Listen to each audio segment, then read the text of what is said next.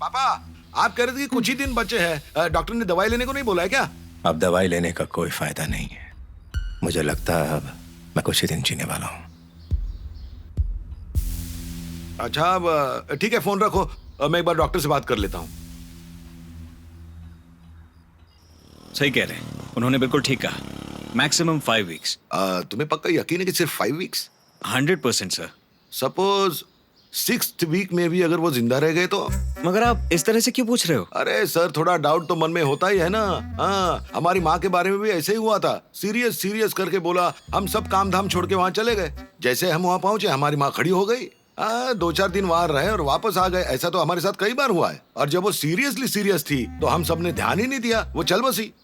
एक ट्रिप पर जहाँ 4 लाख रुपए खर्चा होता है, 20 लाख रुपए खर्चा हो गया सर। यहाँ से वहाँ जाना फिर वापस आना, बहुत पापड़ बेलने पड़ते हैं सर। हाँ, परमिशन लेनी पड़ती है, प्रोजेक्ट्स की डेडलाइन होती है, ऊपर से वीजा स्टैम्प करवाना पड़ता है। और ये ट्रम्प पता नहीं एक बार गए तो वापस आने देगा कि नहीं।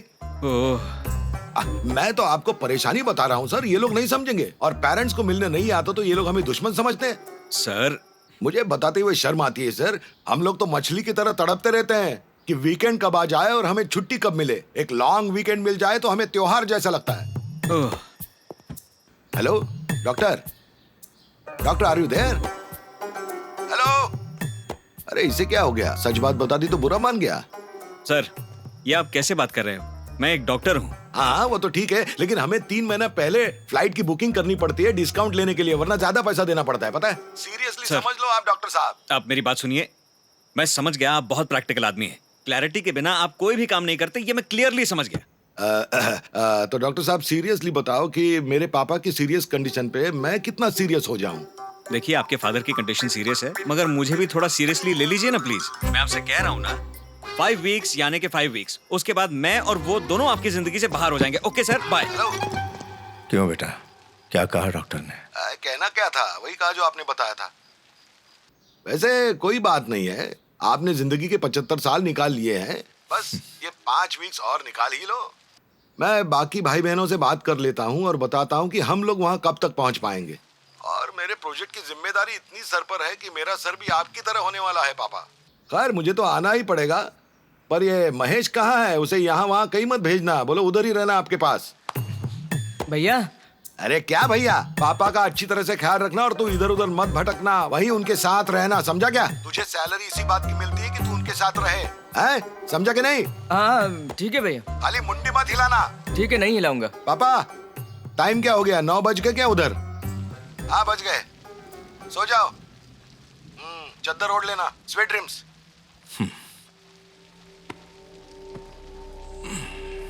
ये क्या बात हुई? वो आपको इतनी जल्दी सोने के लिए क्यों बोल रहे हैं? मेरे जैसे लोग बच्चों की कमी कभी पूरी नहीं कर सकते। तो वो वहां से कर भी क्या सकते हैं, बता मुझे। क्योंकि मैं मर रहा हूं तो उन्हें अपना काम छोड़कर आने को तो नहीं कह सकता ना। वो अपने अपने जीवन में व्यस्त होंगे। मरने से पहले हम किसी को परेशान ना करें तो अच्छा है, तभी तो हम इज्जत से जा पाएंगे। वक्त के साथ हमें बदलना पड़ेगा, उम्र के साथ इच्छा भी मर जाती। इन जैसे लोगों की वजह से हमारे यहाँ अनाथालय कम और वृद्धाश्रम ज्यादा है। आप चिंता मत कीजिए, दूसरे 3 बच्चों में से कोई जरूर आएगा। कैसी घड़ी। अरे क्या कर रही हो? तो तुम रोना बंद कर दो, नहीं तो टीवी का रोना बंद कर दो। ए वेंकट जी भाई साहब। टीवी की वजह से सावित्री ज्यादा इंस्पायर हो रही रोने के लिए। हाँ, आप बताओ कब निकलना है? भैया, काम का बोझ है, बहुत प्रेशर है। 18 घंटे काम करके अभी घर पहुंचा हूं, बस शॉर्ट्स पहनकर मैं सोने ही जा रहा था। अरे तो मैं क्या इधर अंडरवेयर पहन के बैठा हूँ? मैं एक ऐसा आदमी हूं जो कुछ भी करने के लिए 1 साल पहले प्लानिंग करता हूं, और पापा का यूं अचानक से मरना तय होना, इट्स अनरीजनेबल। क्या प्लानिंग है? 5 वीक्स अब मैं कैसे निकालूंगा भैया? I don't know. अरे मौत क्या पहले व्हाट्सएप करके आती है क्या? कितना बेवकूफ है ये। भाई साहब, क्या आपको लगता है हम यहाँ हैं और वहाँ तुरंत पहुँच जाएंगे? तो नहीं, यहाँ केटरिंग बिजी है। देखो, हाँ इधर देखो, एकदम बिजी। इनका कहना है कि जब आप लोग आ जाए तो हम भी वहाँ पहुँचे। अरे बोलिए ना। तुमने बोल दिया, मैंने बोल दिया। भैया ये ठीक बोल रहे हैं। हाँ हाँ ठीक है ठीक है, अब बात ध्यान से सुनना। अब पापा के पास सिर्फ 5 वीक्स हैं। उनमें से आखिरी 2 वीक्स हम उनके साथ रहेंगे और जब वो गुजर जाएंगे उसके बाद हम 2 वीक्स वहाँ रहकर सारा काम खत्म करके वहाँ से निकल जाएंगे। इसका मतलब हम टोटल 4 वीक्स राजमुंद्री में रहेंगे। तो पहले 3 वीक्स को छोड़ दो और सब खुश रहो। और हाँ, उन्हें बीच बीच में फोन करके बातें करते रहना, जब तक जिंदा है खुश रहेंगे वो। चलो ठीक है भैया। बाय। ठीक है, बंद करता हूँ। बाय माँ। अरे ब्रेकफास्ट तो कर ले।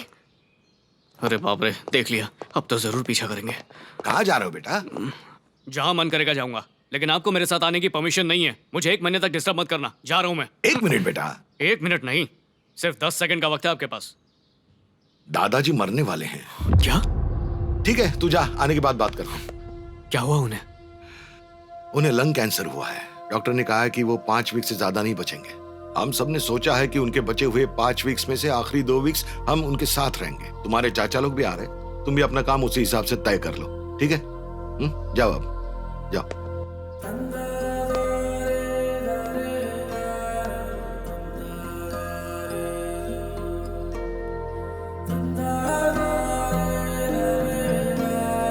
अरे अरे, मुझे मत मारो, मुझे मत मारो। मुझे माफ कर दो, मुझे माफ कर दो। नहीं नहीं नहीं, गोली मत मारो।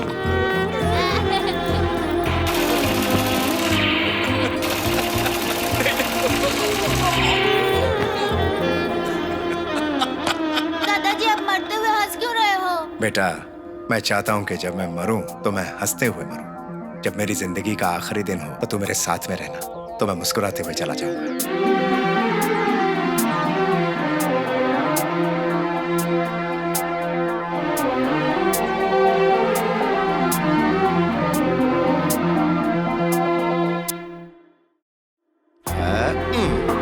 इससे तुम चॉकलेट खरीदना।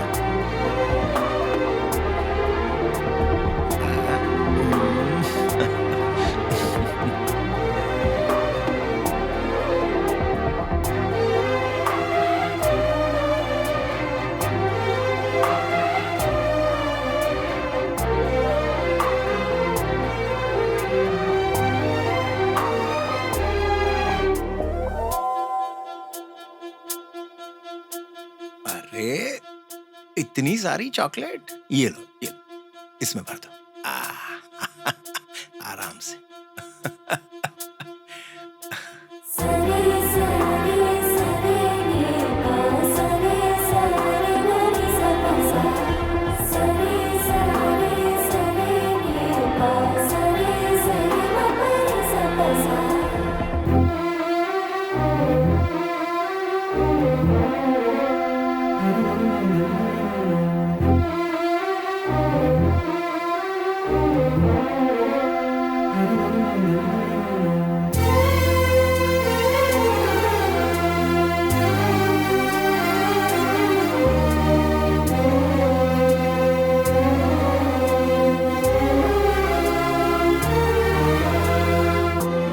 मैं तेरे छाते में आ जाता हूँ। अरे हाँ, आइए ना।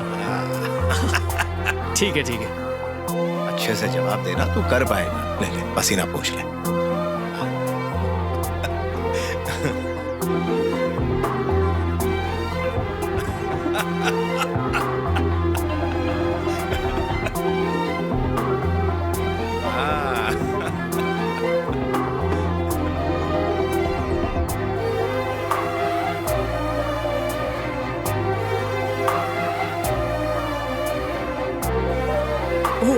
What are you doing, man? Sorry.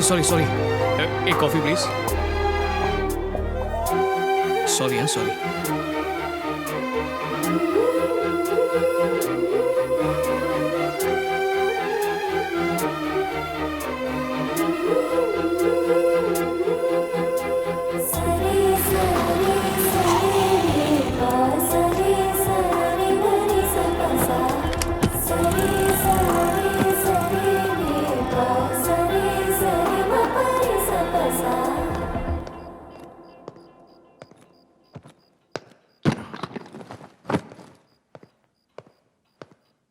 दादाजी,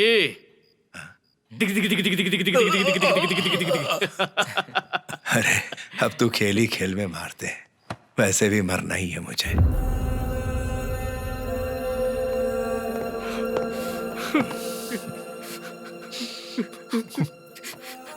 दादाजी, मैं आपके साथ यहाँ रोने नहीं आया हूँ, आपकी जिंदगी के आखिरी पड़ाव का मजा लेने आया हूँ। क्या सर, यहाँ शादी थोड़ी है। अरे चुप कर महेश, किसी महान कवि ने मरने को शादी कहा है, वही कॉन्सेप्ट फॉलो करेंगे। आइए मैं आपको समझाता हूँ। अक्सर मौत लोगों को बिना बताए ही आती है, लेकिन आपके लिए तो 5 हफ्ते पहले ही इनविटेशन भेज दिया है कि मैं आने वाली हूँ। अब जब तक वो आती है, हम लोग हर दिन ऐसे मनाएंगे कि हर दिन दिवाली हो। आप वो सब कुछ करेंगे जो करना चाहते थे, या जो भी काम अधूरे रह गए थे उन्हें आप पूरा करेंगे। हाँ तो क्योंकि इन्हें बढ़ावा देने के लिए यहाँ था ही नहीं, तभी बीमार हुए हैं। इसी फुर्ती के साथ 10 साल और जी सकते हैं। अभी आपका पोता आ गया है, मजे कीजिए। अरे ये ला दादाजी, ये लीजिए, आपका ब्रांड है, लीजिए, कर लीजिए मजे। अरे इसी की वजह से तो मुझे लंग कैंसर हुआ।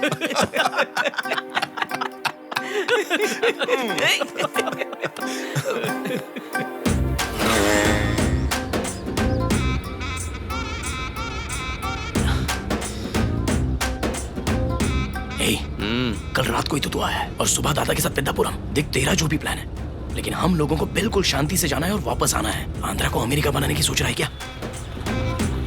दादाजी चलिए पहले नारियल पानी पीते हैं। अरे ये तो बता, ले कहाँ जा रहा मुझे? इतनी जल्दी क्या है, बताता हूँ ना। अन्ना 2 छील देना। भाई रहने दे, मुझे टेंशन हो रही है। अब ये मत बोलना कि ये उनके लिए है। हाँ, ये चाहता है वो वहाँ जाए और उस काम को पूरा करे जो किसी वजह से रह गया था। अरे ऐसा कौन सा काम है? सुन, जितना मेरी समझ में आ रहा है, जिस जगह पे हम लोग जा रहे हैं उससे उनकी उम्र का कोई ताल्लुक नहीं है। अबे सिर्फ इसलिए कि उनकी इच्छा है हम उनको वहां पर लेकर जा रहे हैं। लेकिन अगर उन्हें कुछ हो गया तो फिर मुझे मत बोलना, समझा? तेरे दिमाग में एक ही चीज चलती है क्या? तुझे लगता है पेद्दापुरम में सिर्फ एक ही चीज होती है? और लोग भी रहते हैं वहाँ पर। थोड़ा दिमाग से सोचा कर। मैं दादाजी को वहाँ पर गुलछर्रे उड़ाने के लिए नहीं लेके जा रहा हूँ, किसी से मिलवाना है। जब दादाजी 20 साल के थे तब उन्हें जानकी नाम की एक लड़की से प्यार हो गया था, लेकिन एक गलतफहमी की वजह से उन दोनों को अलग होना पड़ा। दादाजी अपनी गलती समझ तो गए थे, लेकिन कभी उन्हें माफी मांगने का मौका नहीं मिला, इसलिए बेचारे आज भी पछताते रहते हैं। अगर मरने से पहले वो उनसे माफी मांग पाए तो मुझे लगता है उनके मन का बोझ थोड़ा कम हो जाएगा।